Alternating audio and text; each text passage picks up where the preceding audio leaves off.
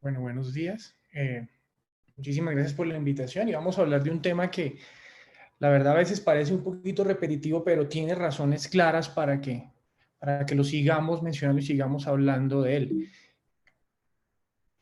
que es el estado epiléptico. Entonces, venga, miremos a ver. No tengo conflictos de interés para esta charla. Que quiero que entendamos durante estos minutos que vamos a hablar un poquitico de estatus y es, primero, saber que esto es un problema de salud pública, que es un problema real, es un problema grave. Así como empezó esta campaña de tiempo de cerebro con ACV en estado epiléptico, es exactamente lo mismo. El tiempo es cerebro y entre mejor maneje yo el tiempo, pues mejor me va a ir con estos pacientes. Que si bien es cierto, existen unas guías y unas recomendaciones que varían realmente muy poco entre unas y otras. Lo importante de todo es, y esta es una recomendación para todos los que nos están viendo, es empezar a desarrollar unas guías y protocolos que se apliquen o a una región o a su institución, que eso nos va a permitir organizar un tratamiento. Adicionalmente, también algo que entendemos mucho en urgencias, en cuidado intensivo y en neurología es que la monitorización electroencefalográfica es fundamental para estos pacientes. Y finalmente terminaremos con algunas herramientas nuevas que podemos tener a disposición. Quiero empezar con las referencias bibliográficas y esta es una un poquito vieja de San Marcos 9:17. Dice: maestro, te he traído a mi hijo que tiene un espíritu mudo y cuando se apodera de él lo tira por la tierra y le hace echar espumarajo, retiene los dientes y se queda tieso. Esto es una descripción claramente de una convulsión. Y si bien es cierto, las convulsiones tónico-clónicas generalizadas han sido parte de la historia durante todo. Aquí tenemos Renacimiento, tenemos, este es un cuadro de una crónica de Indias donde la esposa de uno de los incas, de uno de los incas grandes, tenía epilepsia y lo que relatan después de ella es que obviamente pues él deja a esta mujer y se va con otra. Pues nos da una idea de cómo en diferentes escenarios la epilepsia y el estado epiléptico como esa parte más severa de la epilepsia ha sido muy importante y este es uno de los iconos rusos también referenciando esto, pero pues esto a qué nos lleva y a qué nos lleva en la actualidad. En la actualidad nos dice que la epilepsia y el estado epiléptico es muy frecuente, más o menos varía entre 10 y 60 casos por 100.000 habitantes, es decir, que en una ciudad capital grande como Bogotá con 10 millones de habitantes, 9 millones de habitantes, podemos tener perfectamente hasta 1.200 casos por año.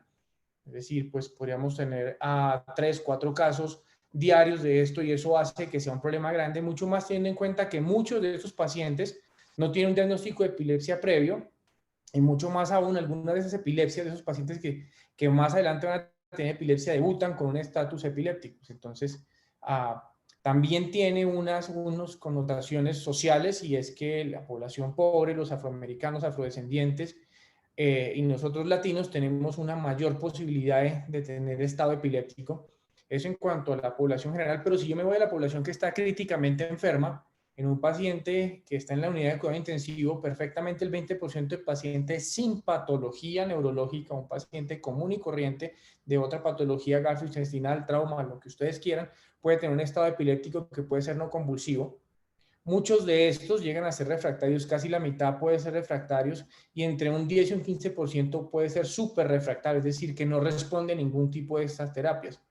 Ahora, si yo estoy utilizando algunas terapias adicionales en pacientes más graves, terapia de reemplazo renal, terapia de reemplazo plasmático, circulación de membrana extracorpórea, pueden tener hasta el 40%. Y el problema con esto es que en la medida que tenemos mejor soporte vital para esos pacientes, la incidencia de estado epiléptico y estado epiléptico refractario y no clínico ha ido aumentando. ¿Cuál es el impacto de esto y cuáles son las implicaciones y las complicaciones que podemos tener? Y es que la mortalidad del estado epiléptico convulsivo no es baja, puede llegar hasta un 11%. Muchos de estos pacientes cuando salen logran salir del estatus pueden tener secuelas severas y un deterioro funcional hasta en el 26%. Ahora, si yo hablo de un estado no convulsivo, esto es todavía mucho más porque es algo que no estoy viendo y de ahí la recomendación de la importancia de la monitorización electroencefalográfica en estos pacientes y es que hasta el 52% pueden morir por un estado no convulsivo. El diagnóstico se demora muchísimo y si el diagnóstico se demora más allá de las 24 horas, esta morbilidad y esas complicaciones pueden estar más allá de las 2/3 partes de los pacientes. con una dificultad en la resolución. Entre yo más me demore en diagnosticarlo, más difícil va a ser resolverlo, y muchos de esos pacientes que continuaron hasta 20 horas pueden prolongarse de manera, pues, mucho más allá de ese tiempo que uno quisiera tener un paciente con eso. Cuando el estado epiléptico es refractario, la mortalidad aumenta muchísimo más, y muchos de esos pacientes pueden quedar con un compromiso tan severo que pueden llegar hasta el estado vegetativo hasta un 23 a 25%. Es decir, la implicación y las complicaciones del estado son tremendamente significativas, entonces hay que procurar pues tener un mejor manejo para esto. Ahora, ¿qué es lo que hace que estos pacientes se compliquen? ¿Qué es lo que hace que tengamos todos los problemas que tenemos asociados al estado epiléptico? Y es que primero perdemos dos tipos de mecanismos de regulación. Inicialmente, los mecanismos que tiene la célula y esa neurona para controlar esas convulsiones, para frenar y para autolimitarse, se pierden. Y de ahí la definición teórica del estatus, que es una alteración neurológica que hace que se pierda esa regulación y que de manera indefinida se produzca la crisis. Hay alteraciones en los neurotransmisores y toda la transmisión sináptica se altera. Esto puede hacer que tengamos cada vez más resistencia farmacológica, mayor neuroinflamación y más lesión asociada a radicales libres, pero esto por el lado neurológico. Por el lado sistémico también tenemos otros problemas, y es que hay una descompensación sistémica grande. Esa misma alteración de neurotransmisores hace que el desequilibrio entre catecolaminas, entre mediadores inflamatorios a nivel sistémico también se produzca, y esto se va dando en la medida que va pasando el tiempo. Es decir, el tiempo es el que va a hacer que vayamos pasando de un estado de equilibrio normal en un cerebro que se puede autorregular, en un sistema que se puede autorregular, hasta un estado de desorden y desequilibrio que va a ser el que nos produzca estas descompensaciones. Entonces, ¿por qué la importancia de la definición está en el tiempo? Si vamos a hablar de la definición específica, si nos vamos atrás, 20, 30 años atrás, cuando empezamos a hablar de las definiciones de estatus epiléptico, se hablaba de crisis convulsivas que duraban entre 20 y 30 minutos, es decir, más de 30 minutos. O más allá de eso, varias crisis que no recuperaran entre ellas, y cuando hablamos de varias crisis que no recuperan entre ellas, yo estoy asumiendo que durante ese tiempo en el que yo tengo una crisis clínica, un estado de alteración de conciencia y otra nueva crisis clínica, muy posiblemente lo que está pasando es que el cerebro está descargando y esa alteración neurológica se está produciendo, o una crisis con una manifestación que es poco notoria también y que se prolonga en el tiempo. O también tengo pacientes que ya con alteraciones de conciencia, pero que tengo la evidencia electroencefalográfica de que esto está pasando. Es decir, el electroencefalograma en estos últimos 3 casos es muy importante porque es el que me va a decir realmente qué está pasando con ese cerebro durante el tiempo en el que aparentemente no tengo una crisis clínica, pero sí tengo una alteración de conciencia. Entonces, ¿por qué? Pues entonces nos bajamos a los 5 minutos, y la definición de los 5 minutos es muy clara, porque después de que pasan 5 minutos, más del 90% de las crisis que debieran autolimitarse ya no se van a autolimitar. Si la persona empieza a convulsionar y si han pasado ese tiempo, pues ya es muy difícil que el cerebro mismo sea capaz de limitarse. Claro, lo puede hacer, pero el porcentaje es muy bajito, y por eso esa definición operativa de los 5 minutos para determinar un estatus epiléptico. ¿Por qué no antes? ¿Por qué no antes? ¿Por qué no lo podría hacer desde el minuto 2 o desde el minuto 3? Es porque muchos de estos sí podrían disminuir, sí podrían parar, pero si yo empiezo a utilizar medicaciones, eso también me produce un riesgo. Yo puedo tener riesgo de depresión respiratoria, todo tipo de riesgo, y que finalmente lo que me va a hacer es sacar a un paciente que iba a autolimitarse y producir los efectos adversos de estas medicaciones. Así que tomar ese tiempo de 5 minutos es lo más prudente y es la recomendación práctica para su manejo. Ahora, ¿por qué ese tiempo de 5 minutos? Y es que qué va pasando después de que esa neurona no se controla. La importancia está en qué pasa con los receptores de membrana, y los receptores de membrana, los medicamentos de primera línea, que son las benzodiazepinas, en la medida que pasa el tiempo.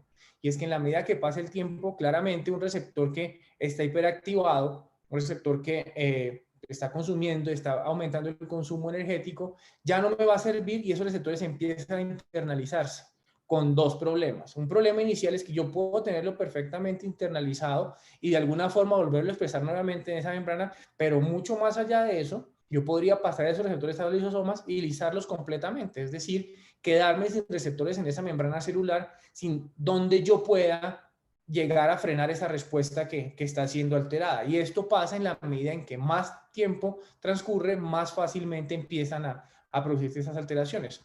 aquí un modelo animal, entonces vemos en esta membranita de la neurona marcados el receptor GABA externo y marcados en rojo el receptor GABA interno. En la medida en que pasa el tiempo de descargas, vemos cómo estos receptores de esa membrana celular se van perdiendo y cómo esa densidad de receptores internos va aumentando. Pero si el tiempo va transcurriendo mucho más, ya ni siquiera tengo esos receptores en rojo, sino que voy perdiendo incluso receptores en rojo, se van lisando estos receptores y ya no tengo esa capacidad de respuesta. Entonces ustedes imagínense qué pasa con esta neurona en la que yo fácilmente puedo utilizar una benzodiazepina o ella misma puede frenarse porque tiene los receptores para hacerlo, pero ¿qué pasa con esta cuando ni siquiera existen receptores ni externa ni internamente? Entonces, por eso es que yo tengo que tratar de evitar que lleguemos de este a este punto D, porque va a ser muy difícil tratar esa neurona y tratar de frenar esa crisis.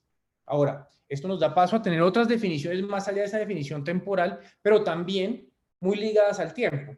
Entonces, estamos hablando de estados epilépticos refractario, y es aquel que sobrepasa la primera hora después de tener una adecuada intervención. Esto es muy importante y es que yo tengo que saber que ese paciente estoy utilizando una medida de tratamiento adecuada. Si pasa una hora, ya hablo de un estado epiléptico refractario y ya empiezan a contar todas esas complicaciones que vamos a tener, pero mucho más allá de eso, otra definición es el estatus epiléptico súper refractario, es decir, que han pasado 24 horas, yo he utilizado los medicamentos de primera línea, segunda línea y mucho más allá de esto, he llegado a medicamentos anestésicos y a pesar de eso, el paciente sigue teniendo convulsiones.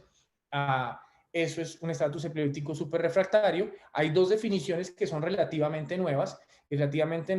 Hablo del estado epiléptico de inicio súbito, es decir, New Onset Refractory Status Epilépticos, y es ese paciente que súbitamente, estando sano, arranca con un estado epiléptico súper refractario la gran mayoría de veces, o el FIRES, que es un estado epiléptico asociado a fiebre. Esto nos van dando dos fenotipos distintos de estados epilépticos que hemos venido tratando de agrupar. Pero, ¿qué es lo que pasa con esas definiciones? Que esas definiciones, si ustedes se dan cuenta, nos hablan de el tiempo, los medicamentos que estoy utilizando, pero se salen de la etiología y la fisiopatología, que es algo que nosotros como neurólogos manejamos mucho.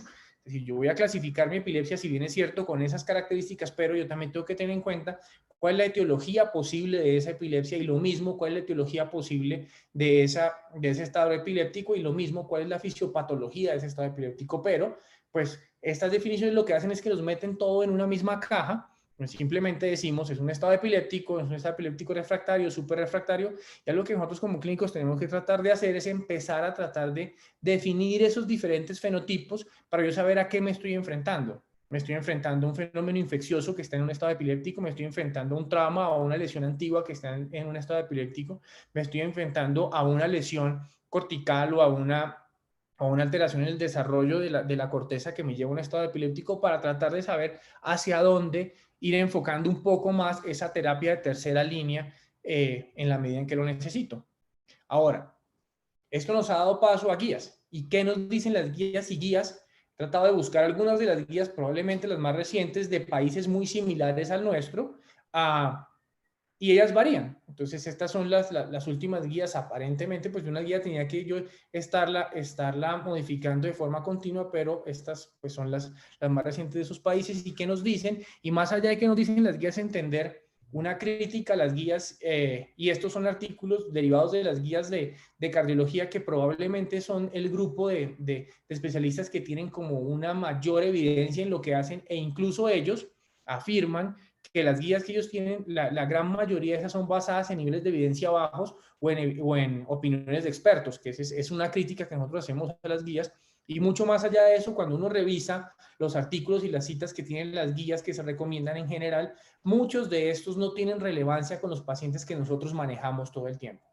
Entonces, esto es, si bien es cierto, es lo que nos ayudamos para basarnos, pero también tener en cuenta que muchas veces esas guías que utilizamos no se aplican a lo que nosotros tenemos, no se aplican al día a día, y desde ese punto de vista, esa es la otra recomendación, es hagamos nuestras guías, si bien es cierto, tenemos una evidencia suficiente para tratar de utilizar por lo menos primera y segunda línea, pero adaptémoslas a lo que tenemos en nuestros hospitales. A mí no me sirve de nada utilizar una guía que me diga que voy a utilizar lorazepam cuando yo sé que eso en Latinoamérica hace muchísimo rato no hay, que voy a utilizar clonazepam cuando no lo estoy teniendo, que voy a utilizar midazolam cuando todo se está gastando en la pandemia y me van quedando muy pocas opciones de manejo. Entonces, algo que yo pueda abrir mi carro de paro, que yo lo tenga a la mano y puedo utilizarlo rápidamente y que el equipo con el que yo trabajo lo maneje.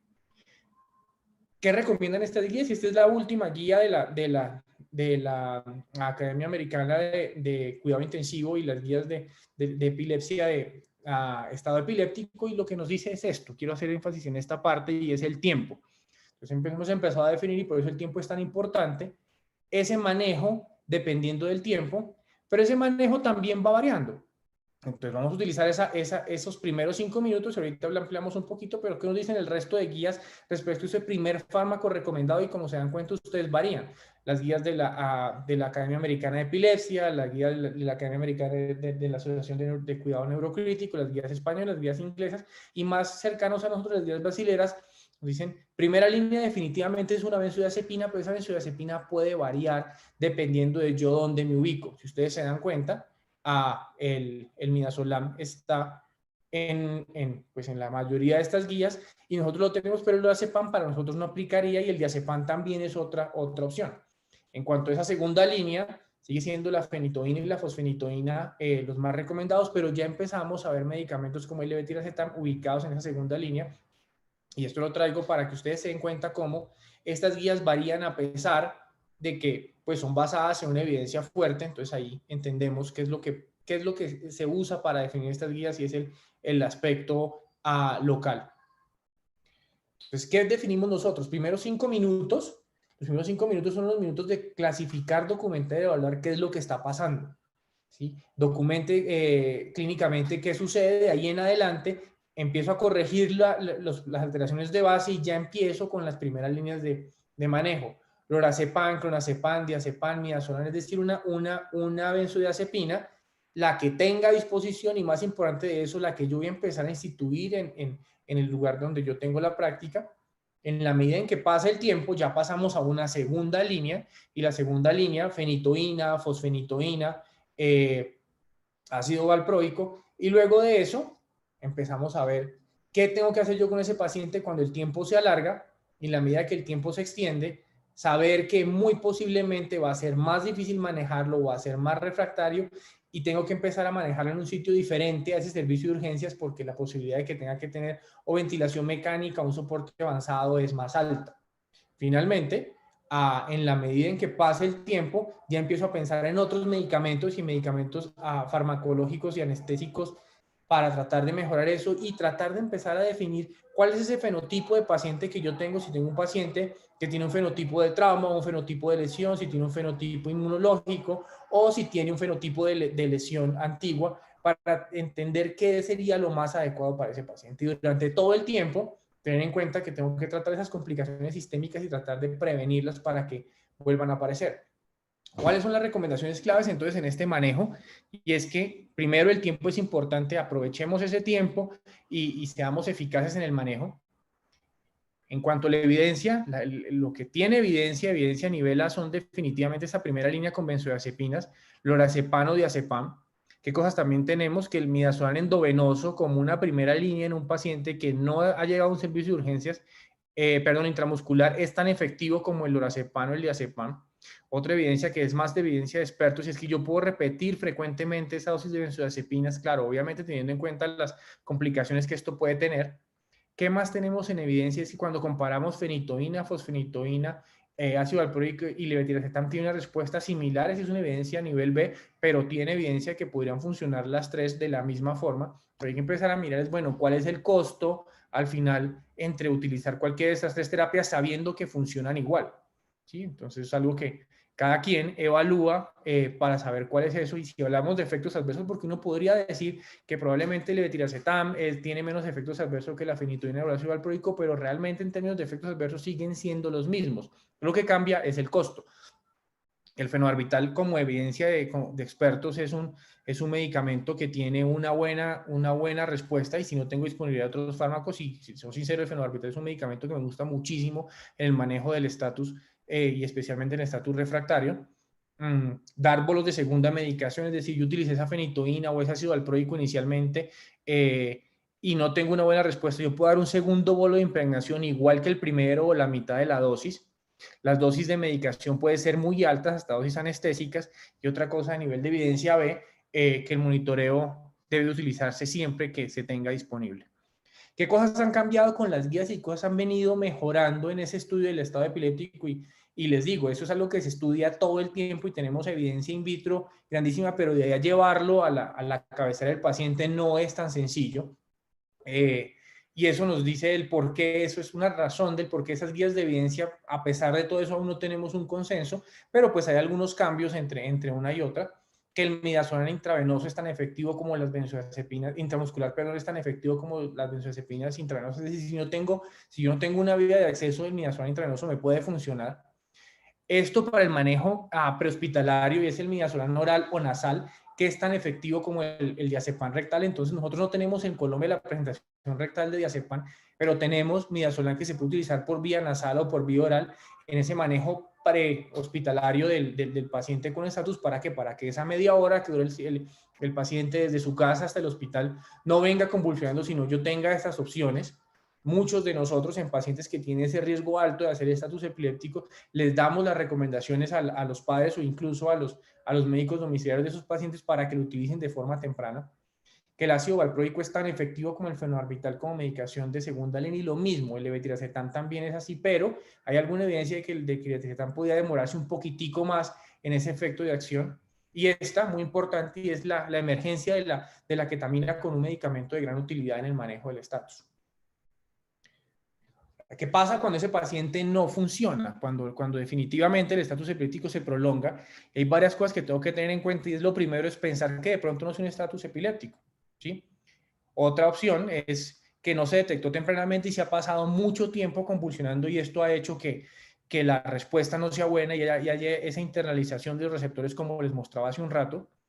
Que estamos enfocando es una convulsión y no paciente, entonces nos estamos dando cuenta que ese paciente tiene otras alteraciones sistémicas que van mucho más allá de su crisis y que no hemos visto, o que es un paciente que tiene unas condiciones específicas, especiales que yo tengo que tener en cuenta para eso, que no utilizamos dosis adecuadas o que no tenemos niveles adecuados de medicamento, que la secuencia de tratamiento que utilizamos no es adecuada y pasa frecuentemente, sobre todo en los niveles de atención básicos, en los que les da miedo utilizar benzodiazepinas o utilizamos dosis muy bajitas o no utilizamos el medicamento de segunda línea. Y finalmente, pues pueda que sí, pueda que este paciente sea un paciente que es refractario y que su patología es muy compleja, pero ¿a qué nos lleva todo esto? Y esa desconfiar, reevaluar y repetir. O sea, yo desconfío de lo que estoy viendo y luego nuevamente estoy evaluando a ese paciente a ver qué es lo que está pasando. Yo desconfío en las dosis de medicamentos que tengo, entonces voy, me cercioro de la jeringa, me cercioro de la ampolla, miro los tiempos de vencimiento de las ampollas, miro que se haya preparado de la forma adecuada, que se haya diluido de la forma adecuada, porque esto es muy común que suceda. Y ya cuando yo me doy cuenta de esto, han pasado 20 minutos y ya va a ser mucho más difícil controlarlo y repetir los pasos nuevamente. ¿Esto cómo se hace? Yo teniendo mis protocolos de manejo de estado epiléptico en el hospital y reevaluándolos y haciéndolos constantemente con mis grupos de trabajo. En cuanto a esa primera parte, no es un estado epiléptico y es que muchos realmente no son estatus, podemos tener pseudoestatus y clínicamente se pueden diferenciar con ese tipo de movimientos que son poco coordinados, se arquea la espalda, hay mucho movimiento de cadera, los ojos generalmente están cerrados o apretados, o hay movimientos laterales de la cabeza. Otras cosas que me pueden producir unos cuadros similares, depresión inducida por droga o algunos movimientos o distonías anormales, o mioclonías que pueden ocurrir sobre todo en los recién nacidos durante el sueño. ¿Esto qué nos dice? Y es que desafortunadamente ese diagnóstico muchas veces cuando yo tengo un paciente que está encefalopático o el paciente de la unidad de cuidado intensivo es muy poco útil y muy poco útil porque puedo encontrar yo pacientes que no se ve absolutamente nada y están en estatus o puedo ver pacientes que tienen otro tipo de movimientos con una dosis alta de medicamentos, con muchas cosas que hacen que no sea útil. ¿Qué cosas nos pueden ayudar de pronto un poquito? Los ojos abiertos, los movimientos estereotipados, la relajación del ictus pupilaris.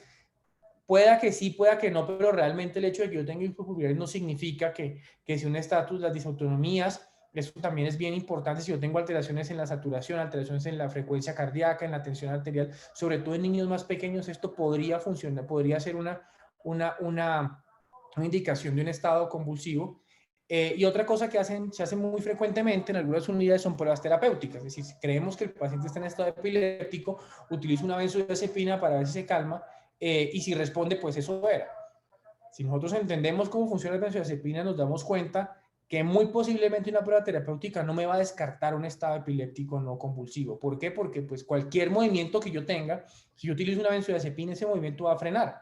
Entonces voy a estar utilizando benzodiazepinas en distonías, voy a estar utilizando benzodiazepinas en movimientos estereotipados no epilépticos, así que esto hace que sea mucho más difícil de detectar en estos pacientes. ¿Cuál es la recomendación? Si yo sé que 20 hasta el 50% de los pacientes en cuidado intensivo pueden tener, pues monitorizarlos, ¿sí? Yo sé que en muchas instituciones no se encuentran, pero desafortunadamente es el estándar de manejo, y lo que yo tengo que tratar de exigir en la institución que tengo es tener esa posibilidad de monitoría de esos pacientes, y eso finalmente me va a dar cerebro, me va a dar mejores desenlaces, me va a disminuir los costos, me va a disminuir el tiempo de estancia en cuidado intensivo, me va a disminuir muchísimas cosas que van a ser benéficas para el paciente. Y este es un ejemplo de qué pasa cuando esto es una niña que es hospitalizada por un antecedente de un estado epiléptico, y ustedes se dan cuenta un trazado más bien desordenado, muy movido, pero yo no estoy encontrando descargas. Y llega un momento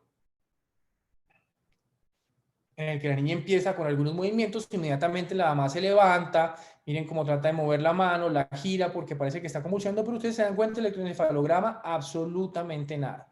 Absolutamente, la enfermera viene, la organiza, le acomoda el oxígeno y le deja completamente tranquila, y luego seguimos. Este es un paciente donde esto se prolongue, la mamá se altera, la enfermera se altera, todo el mundo se altera, y finalmente termina con una benzodiazepina que quizá no necesitaba. Entonces, por eso la importancia de la monitorización, o podría ser al contrario, puede ser al contrario, en el que yo tenga un paciente en el que yo no estoy viendo nada y esté definitivamente descargando. Objetivos de tratamiento. ¿Y por qué hablo de objetivos de tratamiento? Y es que en cuidado intensivo muy pocas cosas han mostrado una evidencia de mejoría. Y una de esas cosas se llama terapia basada en objetivos. Terapia basada en objetivos es que yo me trazo unos objetivos con ese paciente, los mido, los busco, intervengo y nuevamente voy midiendo la respuesta de esos objetivos. De esa manera, organizadamente, voy teniendo una mejor respuesta, y esos objetivos vienen desde mucho antes de que el paciente esté en estatus. Entonces, esa es prevenir su aparición en pacientes susceptibles. Es decir, yo tengo los pacientes que me llegan a la consulta o que estoy manejando ambulatoriamente o en el mismo hospital, y yo sé que tiene una susceptibilidad de hacerlo, pues entonces trato de manejarlos de antes de que esto suceda. Esa frecuencia de crisis que empieza a aumentar y que yo sé que finalmente va a terminar en un estado epiléptico, o ese paciente que tiene crisis asociadas a fiebre y estado epiléptico asociado a fiebre, pues lo manejo desde antes, prevengo su aparición, ajusto los medicamentos, miro niveles, doy signos de alarma, o si las cosas son muy difíciles y son muy súbitas, pues podría utilizar esa benzodiazepina oral o intrarrectal o intranasal para que la manejen en la casa si los papás tienen, y eso se hace en muchas partes del mundo, papás que están muy bien entrenados en hacerlo, el paciente empieza a convulsionar, benzodiazepina intrarrectal o benzodiazepina nasal, y logran frenar esa crisis, y va a ser mucho más fácil de contener después. Digamos que no, ya definitivamente llegó a urgencias con eso. Lo más importante inicialmente es mantener esas funciones vitales y prevenir esas complicaciones sistémicas. Buena oxigenación, una buena saturación, accesos venosos adecuados, mirar el volumen que tiene ese paciente, mirar cómo estamos de líquidos, cómo está la hidratación, y después de eso sí empezar a mirar el estado epiléptico y manejarlo como tal. Una vez yo trate de tener ese trato epiléptico y lo logre, el otro objetivo que tengo es prevenir que recurra, y la forma como yo prevengo de que recurra es: ese paciente necesita una medicación de manera continua, ¿qué medicación es la más adecuada para él? Y ahí es donde yo les digo tratar de empezar a dividir esos fenotipos distintos de pacientes con estado epiléptico. Entonces, basada en objetivos, primero, una adecuada oxigenación, es decir, yo tengo que tener un paciente que sistémicamente esté muy bien, un volumen adecuado con unos accesos venosos y una monitorización adecuada, monitorización, saturación electrocardiográfica, tensión arterial, monitorización metabólica, cómo están esos electrolitos, cómo están esas glucometrías, tiene riesgo de hacer alteraciones desde ese punto de vista, y si tiene riesgo, yo lo mido una vez y lo mido de manera frecuente dependiendo de las características del paciente. Asimismo, esto lo puedo hacer en los primeros 5 minutos. Rápidamente hago todo esto y esto ya entra dentro del manejo de estatus. Entonces, antes de poner esa benzodiazepina, yo tengo todo esto listo. Hago una historia clínica rápida, un examen físico rápido, y con esa primera canalización, pues tomo los laboratorios básicos que me sirvan.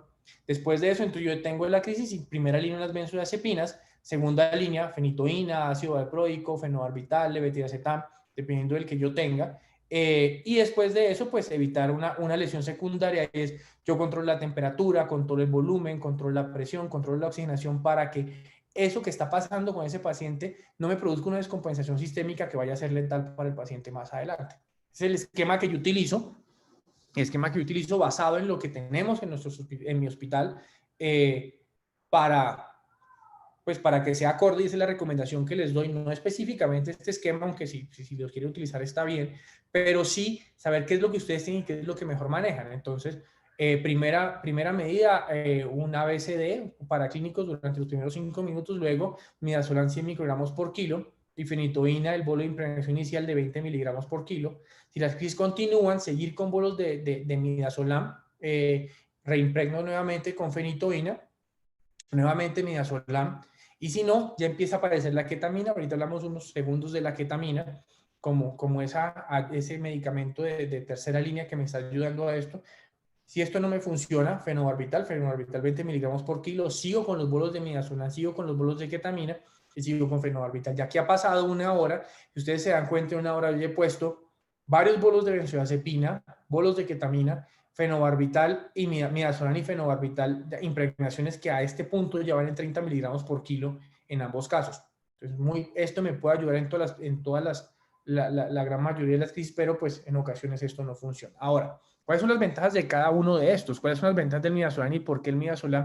Es porque tiene una fuerte acción antiepiléptica, una rápida acción. El problema del midazolam, y es la razón por la que muchos no lo utilizan, es la corta duración del efecto. Es decir, yo tengo un tiempo que es muy corto, a diferencia de medicamentos como el diazepam, como el lorazepam o con el azepam, que me tiene un mayor tiempo de duración que me da para yo tener la impregnación con ese segundo medicamento.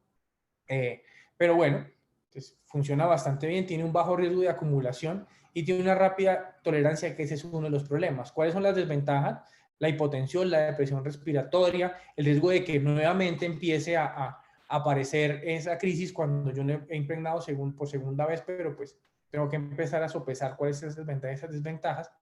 ¿Qué recomendaciones? 100 miligramos por kilo, administrarlo puro, iniciarlo en bolos antes de poner el goteo. El goteo es otra de las opciones terapéuticas que tenemos, pero para tener un goteo de midazolam a esta dosis yo me demoraría a veces una hora. Entonces, las recomendaciones está bien, yo voy a poner el goteo, pero sobre el goteo tengo que estar poniendo bolos para tratar de suprimir esa actividad. No significa que yo pongo el goteo y eso me va a ayudar, sino que yo pongo el goteo para mantener la actividad anticonvulsivante de la benzodiazepina, pero lo que me va a frenar la crisis en un momento dado, es el midazolam en bolos. Otra recomendación importante es que lo puedo mezclar con otras benzodiazepinas. Los receptores de benzodiazepinas tienen esa capacidad de tener subunidades en las cuales yo puedo poner clonazepam con midazolam. Claro, obviamente los efectos adversos también se potencian, pero asimismo también se puede potenciar el efecto anticonvulsivante. Otros medicamentos antiepilépticos, y en la evidencia clara no tenemos una superioridad que haya mostrado, por lo menos los de primera línea. Hablo de ácido valproico y fenitoína. Junto a eso, pues aparece el levetiracetam. Y desafortunadamente es que es difícil tener estudios que nos muestren esa eficacia y establezcan una eficacia clara entre estos, ¿sí? No hay evidencia de utilizar dos medicamentos de los mismos mecanismos. Entonces, la idea es, si yo voy a utilizar varios medicamentos, tratemos de utilizar medicamentos que tengan diferentes efectos, evitemos los cambios frecuentes y elijámoslo según el contexto clínico. Crisis focales o crisis generalizadas, inflamatorio, tratemos de diferenciarlo según ese contexto clínico. Cuando yo lo uso, trato de llevarlo a la máxima dosis antes de utilizar otro medicamento, y son las mismas recomendaciones de manejo de epilepsia. Lleve su medicamento a una máxima dosis a unos niveles adecuados, y lo mismo, también pidamos niveles si los tenemos disponibles de valproico, de carbamazepina, de fenitoína, de fenobarbital, para de esa forma ir guiando esos medicamentos y busquemos un perfil farmacológico que nos produzca pocas interacciones entre estos. Otros medicamentos utilizados mucho en adultos, el propofol. El propofol es un medicamento que está dentro de la primera escala, en la tercera línea de medicamentos, muy usado en adultos, muy usado en anestesia y en pediatría. Tiene un rápido inicio de acción, tiene una rápida recuperación y tiene pocas interacciones medicamentosas, pero en pediatría somos un poco más restrictivos con el propofol, y es por algo que se llama síndrome de infusión de propofol. Perdón, entonces, el síndrome de infusión de propofol tiene unas características específicas que yo tengo que estar monitorizando, y la idea es no exceder más o menos entre 60 y 70 horas de infusión o una dosis acumulada de 1200 microgramos. Tengo que hacer mediciones paraclínicas de esos pacientes para empezar a detectar cuándo ese paciente empieza a tener acidosis, cuándo ese paciente empieza a tener hipercalemia, cuándo la función hepática se empieza a alterar, cuándo puedo tener yo alteraciones de la CPK o alteraciones lipídicas. Entonces, estos son medidas que uno trata de tomar en pacientes que utilizan Propofol, y en la medida de lo posible, como es un medicamento que da el metabolismo mitocondrial, preferiblemente no mezclarlo con dieta cetogénica, preferiblemente no usarlo con hipotermia. Si tengo un paciente que tiene una sobrepeso de orina, todo el metabolismo, es mejor no utilizar Propofol. Por lo demás, pues es un medicamento que funciona bastante bien. El tiopental, y pongo a un lado también el fenobarbital, es un medicamento ampliamente usado. En mi caso específico, el fenobarbital, lo que les decía hace un momento, me gusta bastante en el manejo de segunda y tercera línea en estatus epiléptico, con un teórico manejo y con un teórico efecto neuroprotector que todos sabemos que realmente no existe, pero pues siempre se sigue mencionando. Ahora, ¿qué pasa cuando yo paso ese fenobarbital de infusión a un coma barbitúrico, tiopental, pentotal, o el fenobarbital mismo? Y es que en general el coma barbitúrico está mal utilizado, y siempre debo tener una monitorización electroencefalográfica para llevar a ese paciente a estallido su presión, preferiblemente una línea venosa exclusiva y preferiblemente distal. No necesito un catéter central para usarlo, pero lo que yo sí sé es que si voy a utilizar fenobarbital, ese paciente me va a producir hipotensión, inestabilidad hemodinámica, depresión respiratoria, disminución de la respuesta inmune. Es decir, los efectos adversos son muy grandes, así que tengo que tenerlo muy bien monitorizado, porque desafortunadamente, por tratar de frenar una crisis que muchas veces ni siquiera se logra porque no lo estoy monitorizando, me voy a ganar los efectos adversos del fenobarbital. Y esa es una advertencia que siempre hago, y es que muchos de los pacientes que yo tengo en la unidad de cuidado intensivo y para el manejo de estatus epiléptico no están ahí por el manejo, por el estatus mismo, sino por el manejo inadecuado que se ha dado. Pacientes que no se ventilan adecuadamente durante una depresión respiratoria asociada a medicamentos, pacientes hipotensos, y con problemas de bajo gasto asociados a las medicaciones que usan. Entonces, ser prudentes en ese manejo también está bien, ¿sí? Esa es una recomendación. Y esto es lo que yo busco cuando tengo un paciente que tengo en coma barbitúrico. Esto es lo que yo trato de hacer en este electroencefalograma cuando lo conecto. Es ese patrón de estallido, supresión, que me garantiza que la acción terapéutica del tiopental está ocurriendo. Y no me voy a ganar yo los efectos adversos asociados al tiopental sin tener un adecuado control de la crisis. La ketamina, cada vez hay más estudios, como ustedes se dan cuenta, solamente con estudios en el último año, en el año 2020, básicamente, 186 resultados. Si ustedes se dan cuenta cómo el porcentaje de estudios aumentó significativamente, cayó un poquito el año pasado, pues todos sabemos por qué toda la investigación se ha volteado hacia COVID, pero cada vez teníamos más evidencia. Entonces tiene un potencial teórico en estado refractario. El potencial teórico viene en el que yo no voy a utilizar ese receptor de benzodiazepina que no está funcionando para las benzodiazepinas, yo no voy a utilizar esa vía GABA, sino que voy a utilizar otra forma distinta. En términos sistémicos es más seguro, me produce menos hipotensión y menos depresión respiratoria, y aparte de eso tiene una capacidad teórica igual de potenciar el efecto de la benzodiazepina sacando esta benzodiazepina. La idea, bolos de 0.1, de 0.5 miligramos por kilo, pero uno encuentra referencias de bolos hasta de 30 miligramos por kilo que son altísimas, o infusiones de 0.5 a 3 miligramos por kilo, con referencias hasta 10 miligramos por kilo por hora. Este es el código de trials.com para este estudio, que está buscando es mirar la diferencia entre benzodiazepinas y ketamina. Todavía está pendiente sus resultados, pero ya empezamos a ponerlo a ese nivel, al nivel de yo hacer un comparativo entre medicaciones de segunda línea con la ketamina. Es decir, ya hemos avanzado muchísimo en la ketamina como manejo de eso. Infusiones de magnesio, por la capacidad de bloquear receptores de NMDA, es un medicamento muy utilizado en preeclampsia, pues todos lo sabemos, en porfiria, en algunas enfermedades mitocondriales, igualmente, pues si tengo hipomagnesemia, obviamente, y tiene la seguridad de que pues tiene muy pocos efectos adversos secundarios, así que yo puedo utilizarlo sobre todo en esos pacientes en los que tengo sospecha de error neonato del metabolismo o de unas patologías, pues, como la porfiria o la preeclampsia.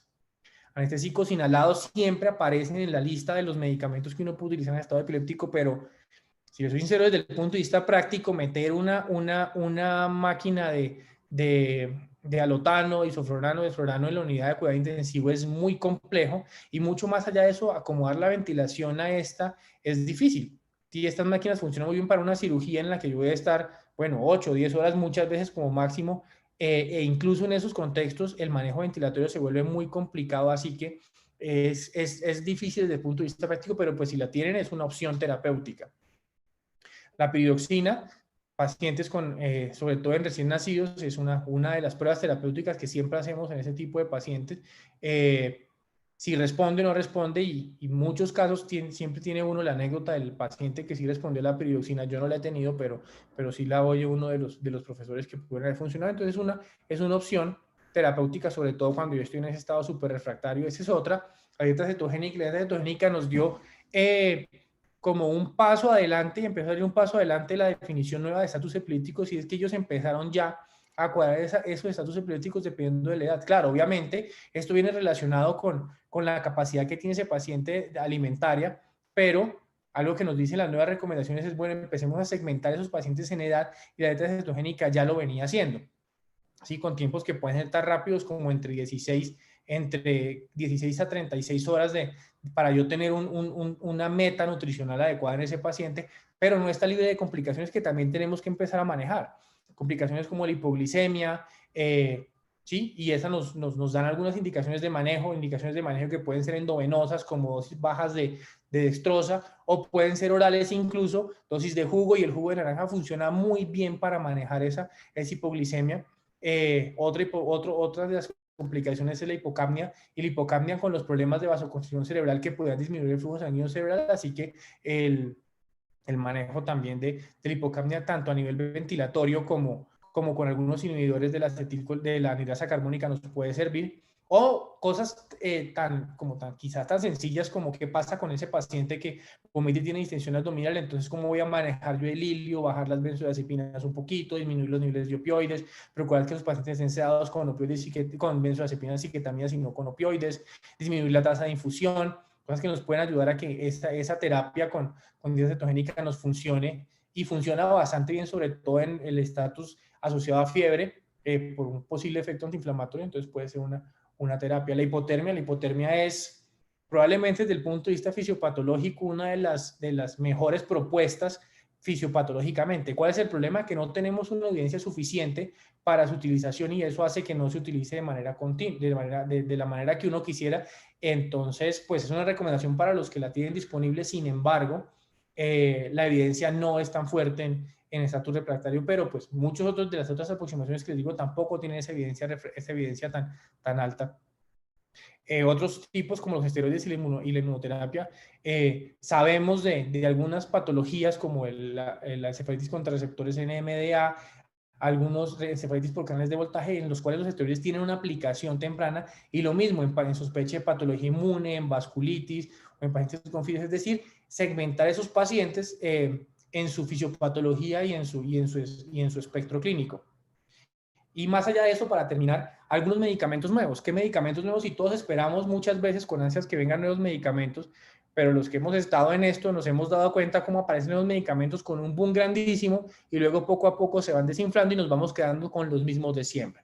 Entonces, el brivaracetam ya está aprobado en su uso en crisis focales. Hay algunos estudios que en estatus epiléptico puede tener hasta un 30% de respuesta con baja toxicidad.